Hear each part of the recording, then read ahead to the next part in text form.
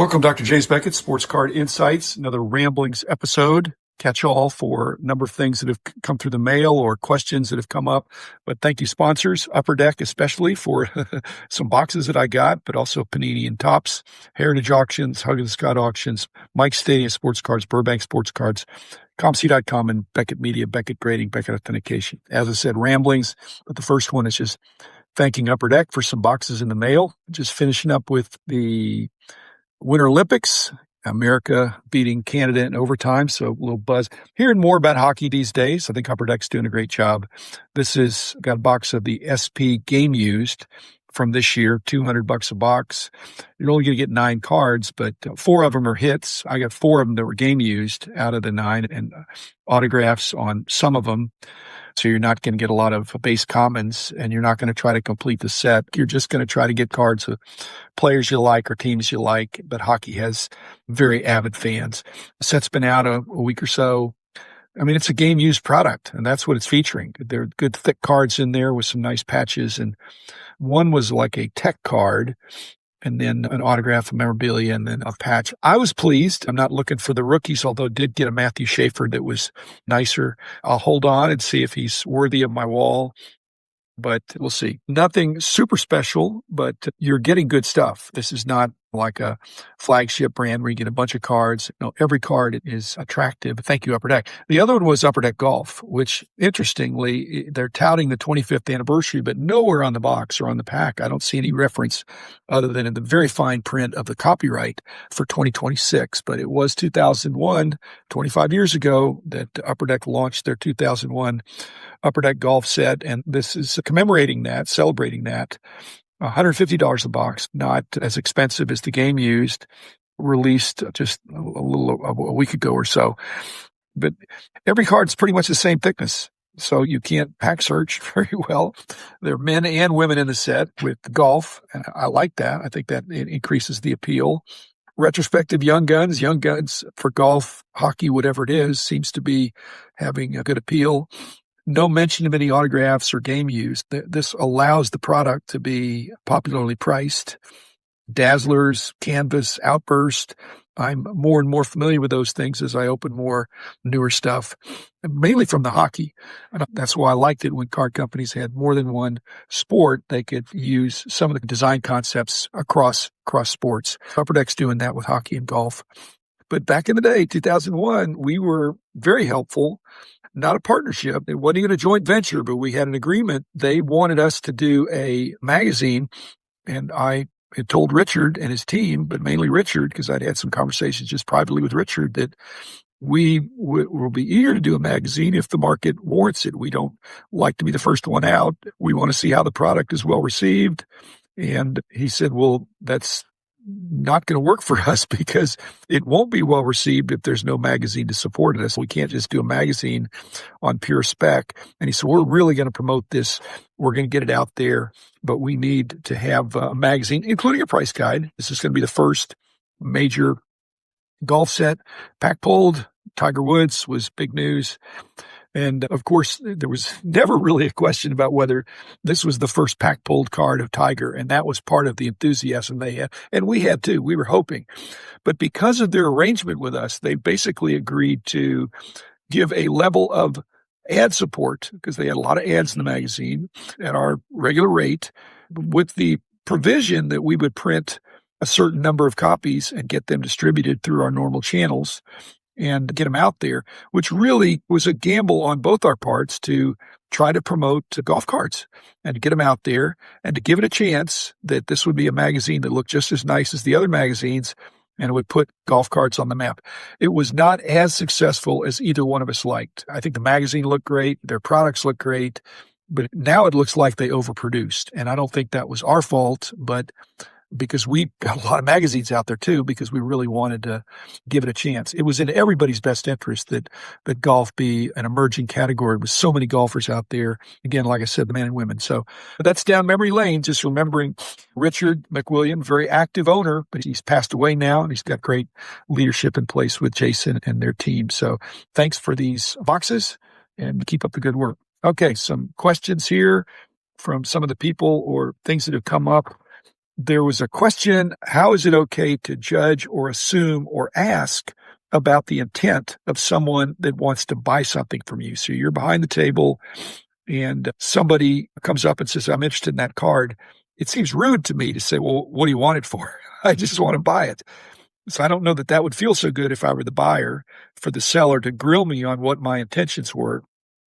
The problem is, even if you do ask that, and this is not the answer that this person wanted to get, but people sometimes don't tell the truth. So even if you ask, it may not be the true answer. In reality, if you want $100 for the card and somebody says, I'll give you 100, then you take the $100. Now, if they say I want 80 because it's for my sick nephew that's in the hospital, or I want to flip it across the other side of the room, you just have to take that with a grain of salt. I wish I could give you a clear answer. I think intent does matter if you knew it, but you can't know it. The next question was from an anonymous person that said, how are you doing on your 1% a month? And I am doing pretty well. I think I need to increase it, but looking back, I think it's been at least since early 2024. So I've had 2 years into this, 24, 25, starting 26 now. I think it's been almost 3 years. So I'm probably down to 30%. I probably have 70% of what I had before. So I'm pleased with that, but it's going to get tougher because, as I've told you, I'm not getting rid of the best stuff first. So every month it gets a little tougher to pull out stuff that I think, well, I could do without that. Okay, another comment from Ron Picard. I think that's his name. He said, appreciated some insights and just said he remembered me from the Spring Garden College show, the second Philly show in 1976, which, yes, I was there, had my price survey. That was when I was really traveling a lot. I was a single guy, single professor. And so thank you, Ron, for remembering that. That was the precursor of those great Philly shows. For so many years I went. Then another comment that's a little bit of a criticism in response to the PSA Collectors company acquiring Beckett grading and the other Beckett stuff. And it's kind of saying that I shouldn't be explaining that because I sold the company.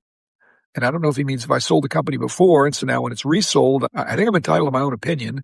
I think my opinion has value, but I was not in the room when that was transacted. I do know the people involved, and I respect the privacy of making a deal. You know, when I sold, I was there, and then it got resold, and now it's resold. And I hope it's the final sale. I hope the Collectors and Nat Turner and company take good care of our brand. I think it's very different from SGC, if that's what you're thinking. But we'll see. Again, I have no control over that, and I hope the best. I'm an optimist. Next question was about Non-Sport Update. And, you know, Non-Sport Update was terminated, the final issue of that really fun magazine, if you like non-sport cards for sure, by the Toser family, Roxanne and Marlon. But Roxanne has passed away now, and Harris, the son, was involved. First editor was Chris Benjamin, another good friend of mine. Did a lot of work with him back a long, long time ago. Roxanne, they always wanted to be acquired by our company when I was there, and I never said yes to it. It just was one more thing. And I was mostly a sports guy, but when we started doing some of the Pokemon stuff, but the market for Pokemon was so big, and the non-sport update market in those days just didn't have a big circulation. And even though I think we helped them in some ways, they were acquired by my successors when I had sold out, when they were diversifying, I guess, in 2016. Now they're shutting it down, and I hope it lives on. Like I say, that is a brand that has a following, and if the Beckett company shut it down probably before the sale was made to Collectors and the PSA entity, Nat Turner, they could choose to bring it back, or they could choose to sell it, or in some way divest it so that that brand could live on. I think it had a place in the market. Roxanne was a nice lady. This is from Mookie Chilson. Hi, Mookie. Said, Dr. Beckett, how do you partition the wheat and the chaff as you proceed through dollar boxes? If you go through a row, pick out some cards, do you stash them? Where do you put them? I find leaving cards on top, that's tricky. Sometimes it attracts attention from other customers. So I make sure I keep my wheat close to me. Okay, here's what I do, Mookie, for anybody. And this probably goes for anything, whether you're going through a box of vintage that's in order. I actually bring a placeholder that's extra tall, so it'll stand up. It's 2 of these plastic dividers that are taped together, so it'll stick up so I can easily keep my place, and it's not an expensive thing in case I leave it behind. and I go front to back, left to right. So I pull out a hunk. I just keep moving. I go through the whole box. I'll put a box top on top of the table where I'm working, that the dealer can see that I'm pulling out these, and other people can see it's in a box top, like a 2-row box top, and I'll bring that so I don't have to borrow. But sometimes if I know the dealer, they'll let me just put the cards in my own regular box and just stack them up nicely. It's easier to count that way, but that's if I know them. And then I put that box on the floor. So Mookie, I don't advise putting it on the floor unless you've made prearrangements with the dealer that you're not trying to somehow get away with anything. So I have a system, and it is very upsetting if I'm putting these cards on the top of the table on this thing and somebody goes to look in the parts that I pulled out. So I get you on that, Mookie. But like I say, a box top, and there's some dealers that'll have a little tiny thing. Oh, this was a question from James McFerrin saying, help me understand the meaning of a dollar box, or how is it done? He said his LCS didn't really understand the concept. Well, if you go to a card show, they're quite common at card, but the type of value box, dollar box to me means every card in there is $1.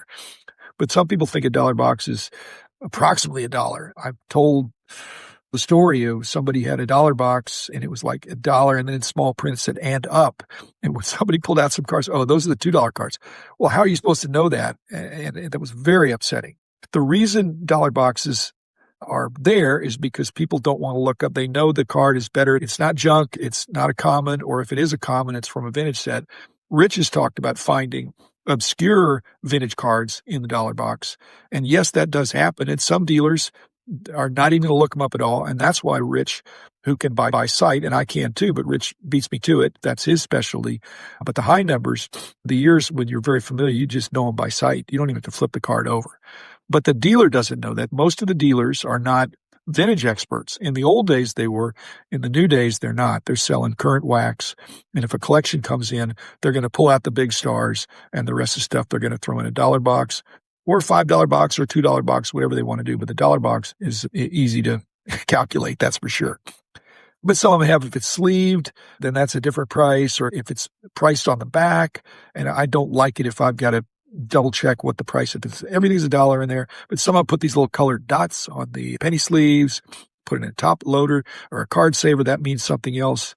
I just want deal or no deal. I just look at the cards. If I know they're all $1 or whatever the price is, just tell me, and I can make a pile. These are the ones I want, and the other ones I don't. So, James, you're right. It doesn't work for everybody, but if you buy a lot of collections that have a lot of mixed stuff, especially mixed sports, most dealers can tell if something is a superstar player or downtown or Kaboom or something. We're not expecting to see that there. And a valuable vintage card is only if it's a diamond in the rough. Rich had gotten some 61 tops high numbers, and the guy knew they were in there. But again, sometimes people put stuff in the dollar box to incent people really digging through it. So if you go to a show and you see a dollar box and nobody's looking at it, it might be undiscovered treasure, and it might be that other people looked at it and said that guy is putting in stuff that's not good, that he just wants to get rid of, but is holding the line at $1 when they're really not worth that. And frankly, they need to be worth a little bit more than that. I think that's enough ramblings for today. I've got other episodes coming out that people are going to enjoy. Not that you didn't enjoy this one, but getting a little bit of backlog. But as always, even so, if you've got comments or questions of things you want me to go deeper with, please send me an email or comment on YouTube. My email is drjamesbeckett@gmail.com. So thanks, everybody. Still enjoying what I'm doing. I hope you are too. Bye-bye.